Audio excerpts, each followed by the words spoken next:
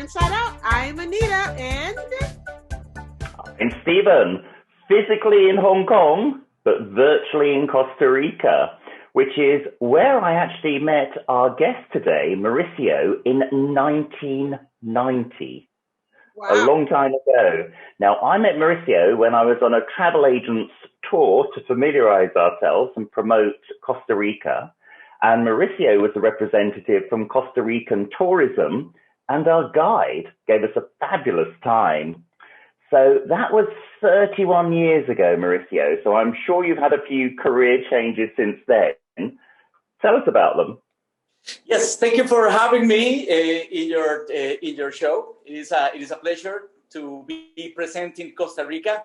And yes, 31 years ago, long time ago. In that time, I was working for the tourist board. I was just starting my career in tourism. I was working in the marketing department, and I was in charge of working with the familiarization groups like the one we had with you. And I spent about 2.5 years working there. And in about 1991, I decided, I met a person that wanted to start a new project with a tour operator.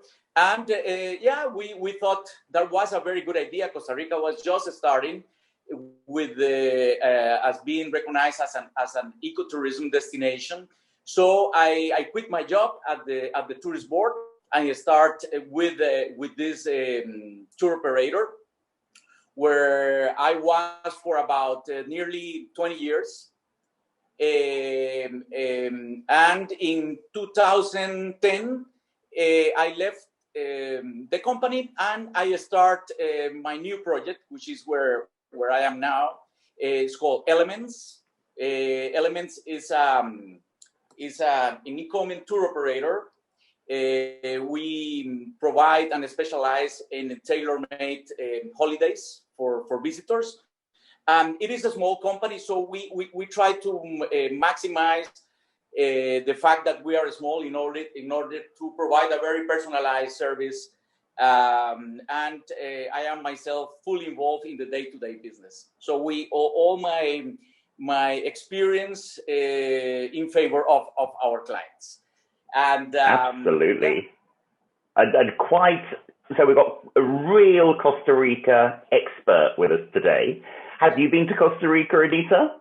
I have not been to Costa Rica. I cannot believe that I missed coming. So I'm so ready to come. So what would you recommend, Mauricio, for the top 5 destinations, the top 5 places that I should visit when I come?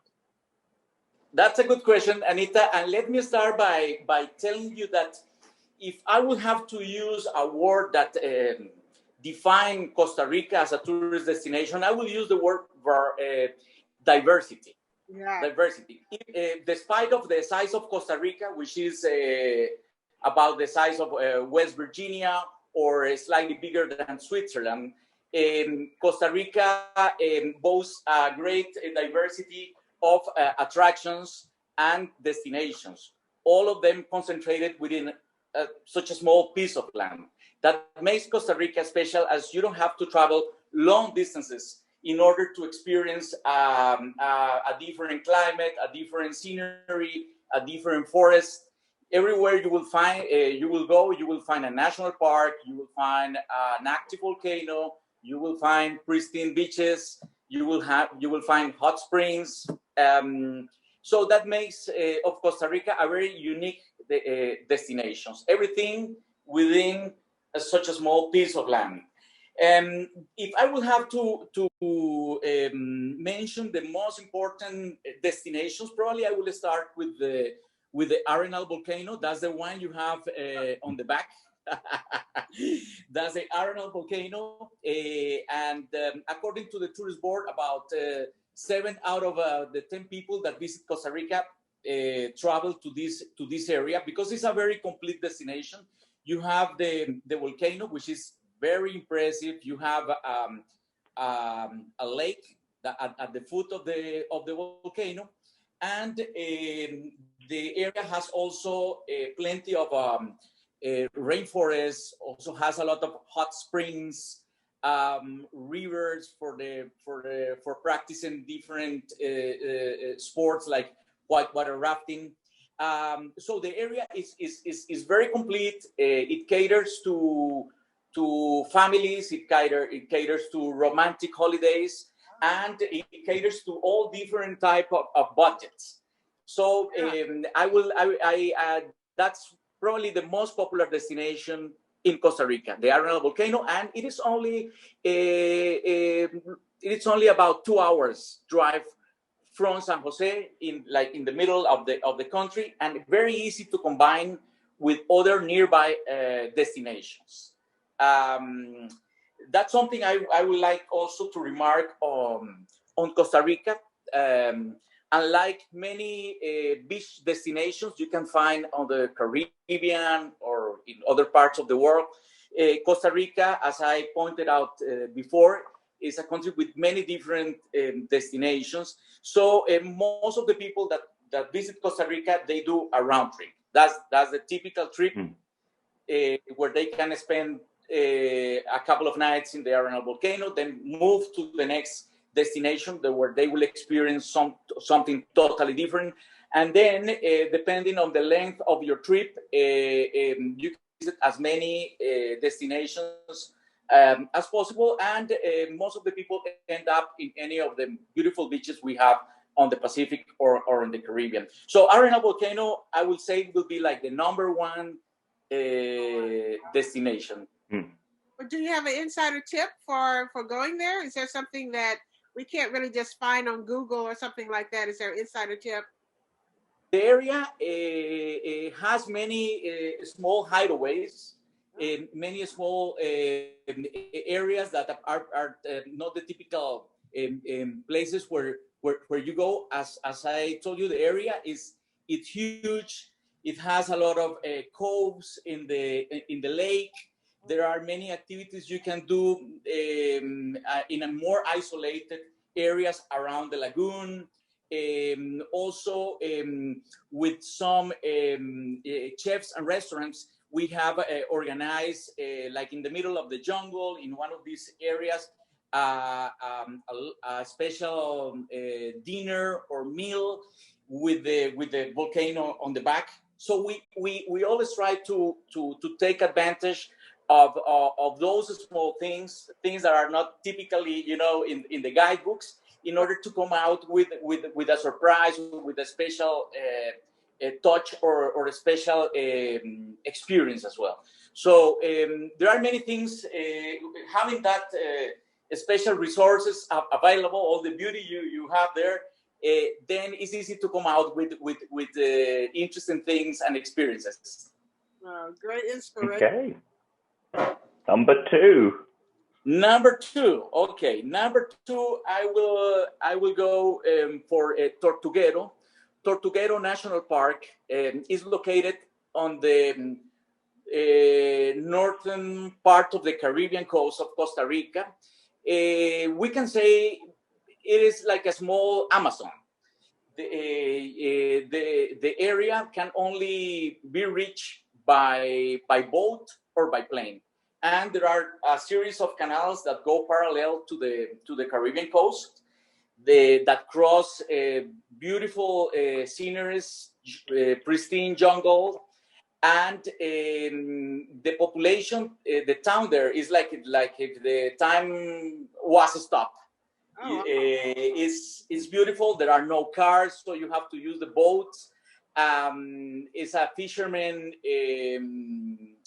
village. Very laid back village, and the nature is pure there. And another interesting thing about Tortuguero is the Tortuguero in Spanish means the site of the turtles. And in fact, there is a nesting season for the turtles that goes from June through October. They come. The green turtles and the leatherback turtles come in the evening in order to lay eggs at night. It's a very unique experience if you are in Tortuguero around those months, to take an evening tour and see the turtles when they arrive to nest on the sand on the beaches. Is unique. And of course, you can imagine the amount of flora and fauna you can find in that part of the country, where there are no cars and there are no other way to get there, just by boat or by plane. So the area is unique and is a must for nature lovers. So that would be probably the second destination that I would like to highlight. And what time of year would be good to see the turtles? That sounds amazing. That would be from June through October. Wow. June through October. So, but even if you don't go during the turtle season, the area is beautiful and it's very unique. So we normally recommend an average stay of 2 nights, 3 nights in order to cover all the most important highlights in the area. Another destination, even though Costa Rica is not the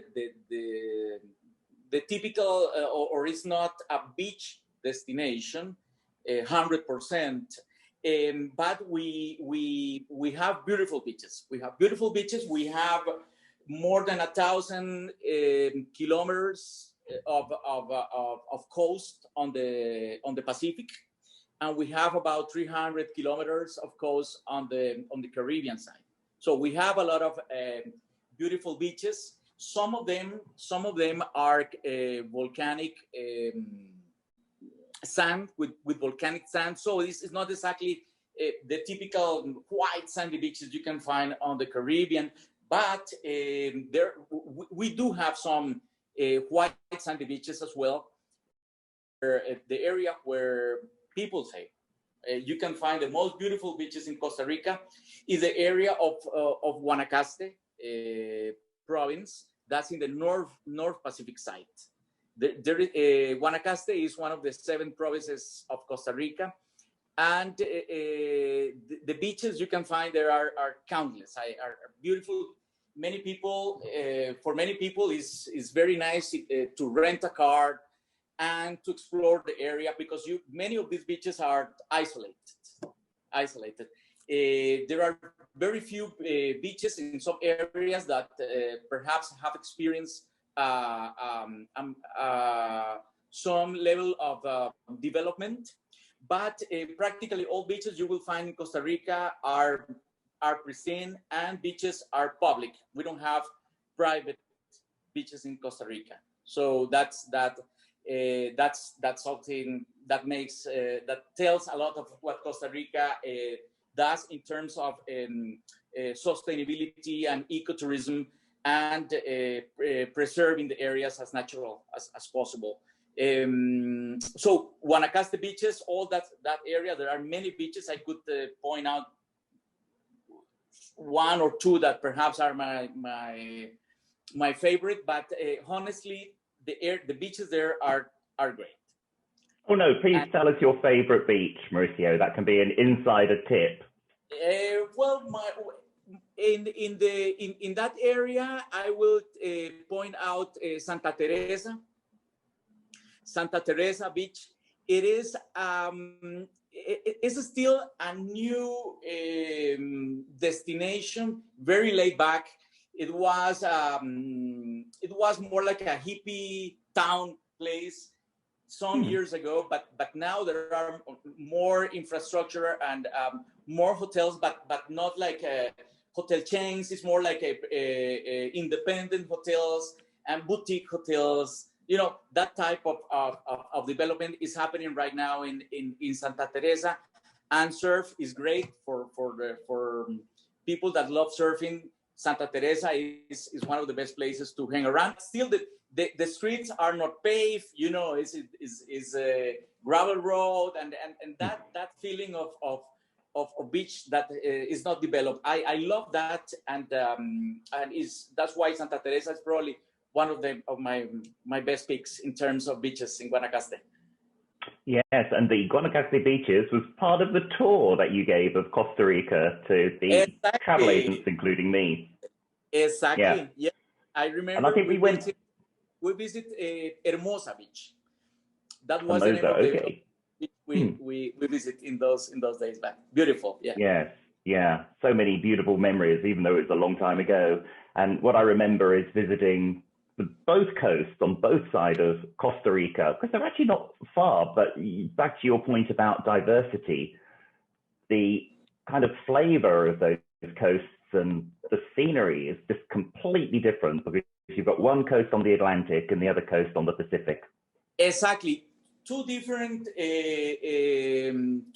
coasts in terms of scenery. Also, culturally speaking, is also very different. The Caribbean zone, Caribbean coast, for example, is marked by the influence of the Afro-Caribbean culture. So we had a lot of Afro-Caribbean people that came to Costa Rica in the late 19th century in order to help with the construction of the railroad that connected the Caribbean with San Jose. So that area is very different. The beaches on the Caribbean are also very nice. But on the Pacific, when you go to the Pacific, you will see it is a little bit more drier than its counterpart on the Caribbean, and the scenery is totally different. So I always advise people that if they have enough time to visit both the Caribbean and then the Pacific, so you can compare and you can do like a coast-to-coast trip, which is, in few places you can do it. In Costa Rica, you can do it. You mentioned the railroad, Mauricio, which was the highlight of my visit to Costa Rica. We went on the railroad, and one of the most memorable things is it actually breaking down. And I think it broke down for several hours. And we were in the middle of what seemed to be like the jungle.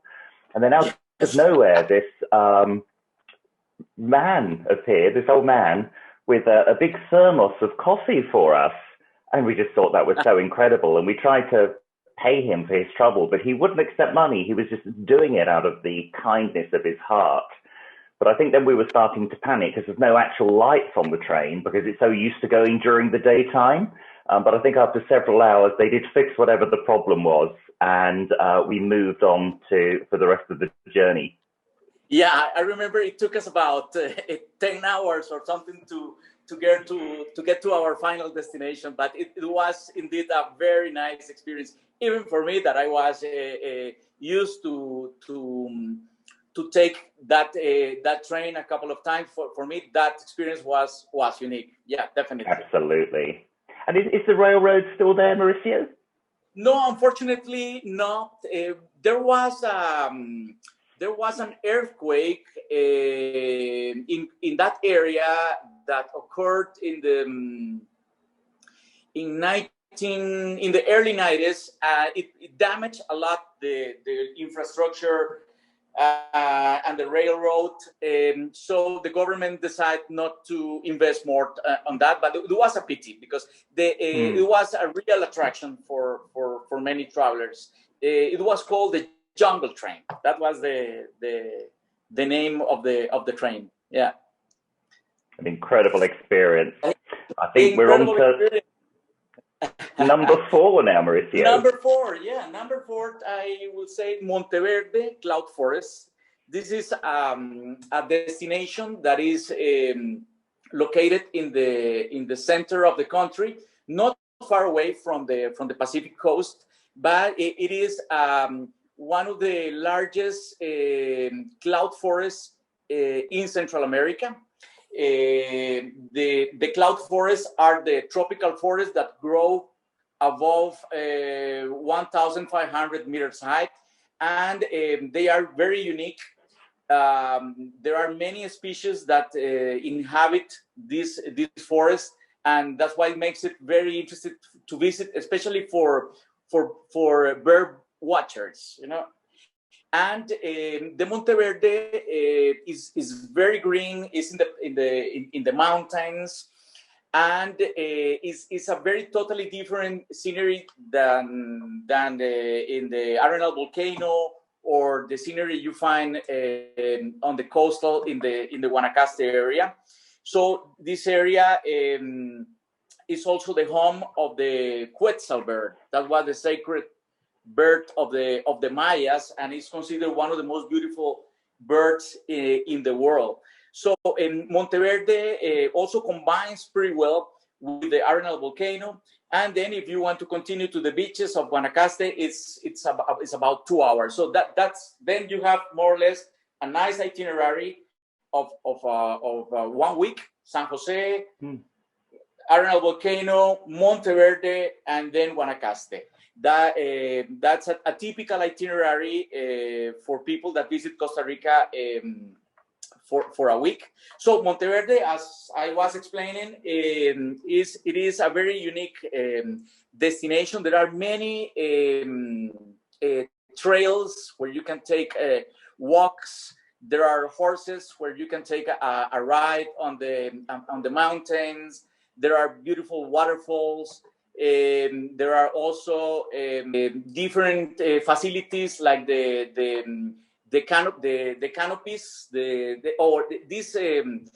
In fact, the picture you have on the back, this is Monteverde, and this is one of the attractions they have. Exactly, those are the hanging bridges. So there is a system of a network of trails that goes through the forest, and you cross to different hanging bridges. So Monteverde for me will be number 4, and number 5. But probably I would say for me that's my favorite one. Okay, so the Monteverde Cloud Forest is your number 1 favorite for Costa Rica, exactly. So not to be missed. Exactly. I left the best for the last. So Corcovado National Park is located in the South Pacific area of Costa Rica in the Osa Peninsula, and it's probably the closest you can get to pure nature in its more pure state. So Corcovado, it is also very hard to access. It's only you can access it by road, but in a 4-wheel drive. But most of the people also have to go by boat. So the area, practically the whole peninsula is untouched, totally in its purest natural state. And if you want to experience wildlife, that's the place I would recommend.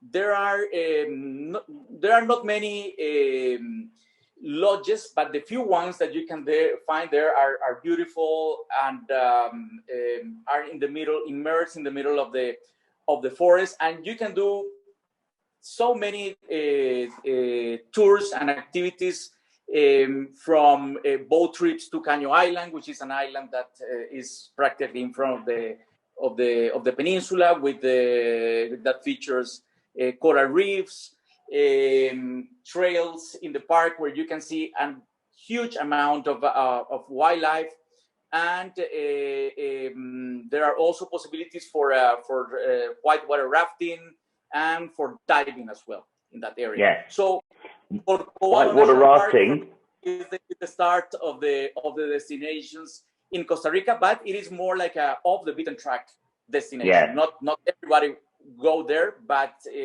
that's the one I always recommend to all our clients that really want to experience something unique. So that's kind of an insider tip in itself, to go to the Corcovado National Park.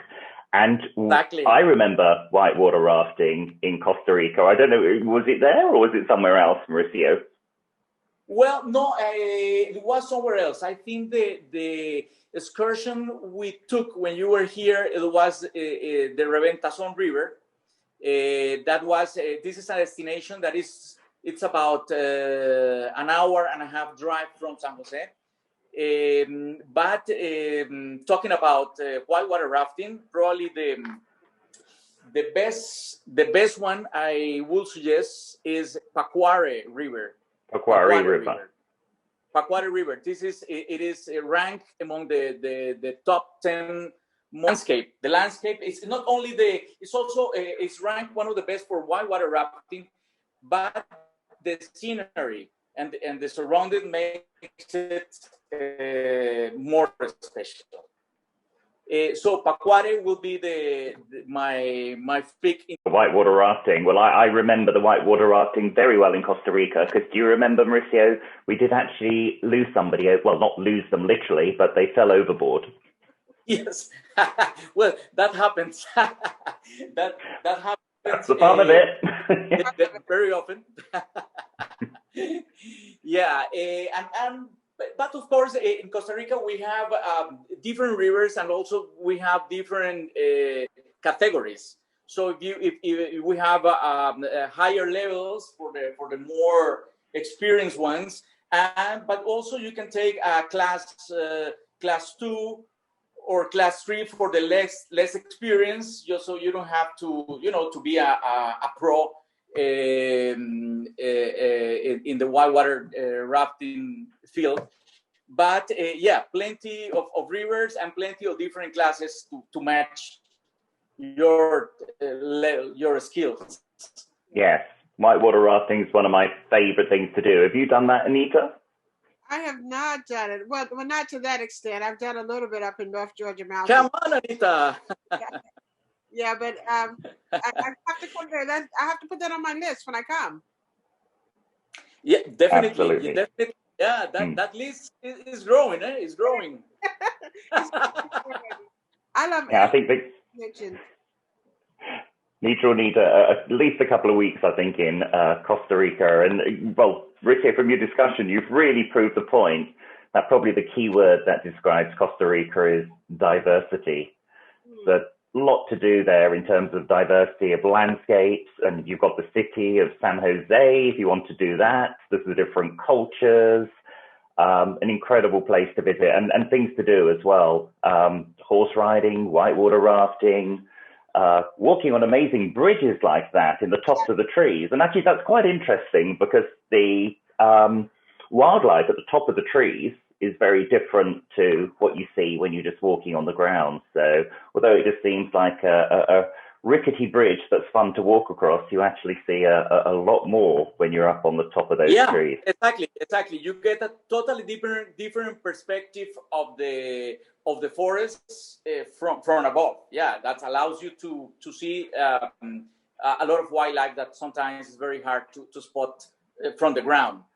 And and talking about this diversity, I also would like to highlight, because this is a very typical question: when should I come to Costa Rica? No? When is the best time to visit Costa Rica? I'll tell you that Costa Rica is an all year round destination. We have 2 seasons. One is our dry season that goes from December through April. And then we have our rainy season. Perhaps the word rainy sounds not discourage people, but it's not like that, and I will explain why. The rainy season goes from May through November. When a very typical day during the rainy season, you can expect blue sky in the mornings, sunny, and cloudy afternoons. Perhaps a heavy shower of 1 hour in the afternoon, and that's it. That's a very typical day during the rainy season. So definitely there are no major differences between one season to other, except by the rainfall, which that's what marks the difference. But the temperature is practically pretty much the same all year round. The temperature of the ocean is pretty much the same all year round. It never gets too cold, so it's very easy a very easy destination, very easy. So I definitely, for people that they want to avoid any rain, of course, then our dry season probably will be the best. This is where our high season takes place, December through April. But traveling during the rainy season, or during the green season, as we call it too, is very pleasant. It's very nice. It's easy to move around. Is less visited, even though Costa Rica is not a mass tourism destination, but it still is very nice. And of course, you can take advantages of the prices, of the rates during that season as well. So then another thing that another thing that is important to remark is the country has been recognized as a leading ecotourism destination and sustainability model in tourism.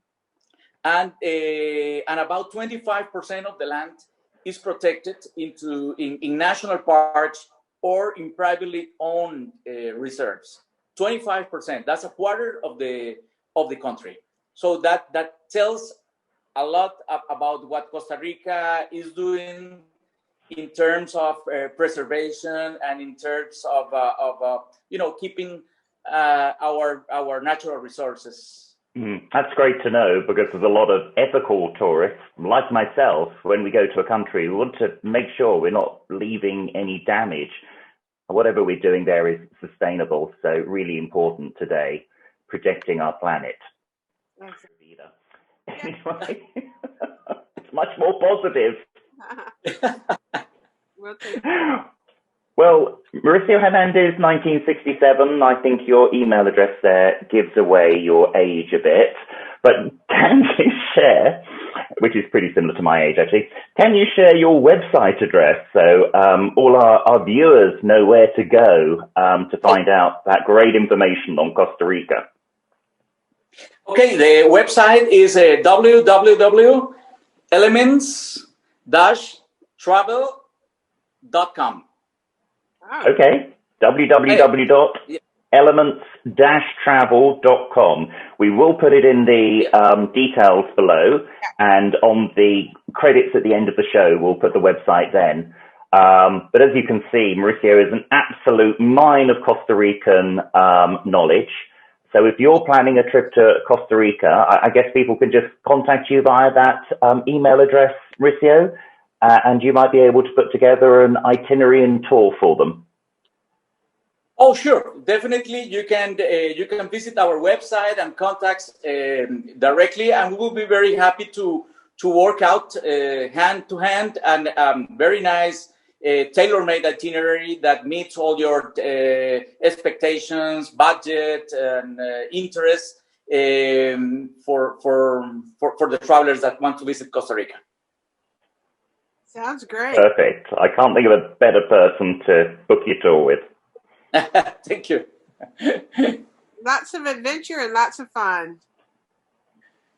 Yes, definitely. Definitely very happy to assist anybody. And Anita, you are more than welcome to visit Costa Rica too. I'm ready. I'm taking notes. I've got it all written down. All right. Yeah. Those top 5, you got me all set to go. I'm ready. Good job, Mauricio. Anyway, thanks everyone for watching our show this week, and thanks to our amazing guest, Mauricio, who's been full of knowledge of Costa Rica and full of insider tips, which is just what this show's about. Absolutely.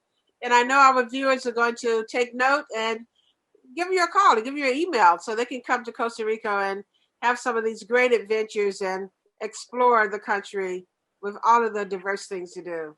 Just lots of fun. So don't forget to like this show down below, and please subscribe so you don't miss any of our future shows on fabulous, interesting, insightful destinations with all those insider tips. Travel from your armchair and start planning for when travel can start to happen big time again. So you're ahead of the pack, because I think there's going to be a big surge of travel once things get back to normal after COVID, people have been saving their money and getting it ready to spend. Although I do think all the borders are open actually in Costa Rica, aren't they, for people who do want to visit? The country is fully open, and we are receiving flights from Europe as well from the North America. So the country we are prepared and ready to welcome and receive as many travelers that want to visit the beautiful Costa Rica. Fabulous. So yeah, subscribe, and why not write a little comment below as well? We'd love to hear from you for your feedback on this show or suggestions for future shows. Absolutely. We appreciate you guys watching, and like, subscribe, and join us again for the next great destination. Thank you. See you on the next show. Bye. Pura vida. Pura vida. Pura vida. Pura vida. Great, guys. That was good.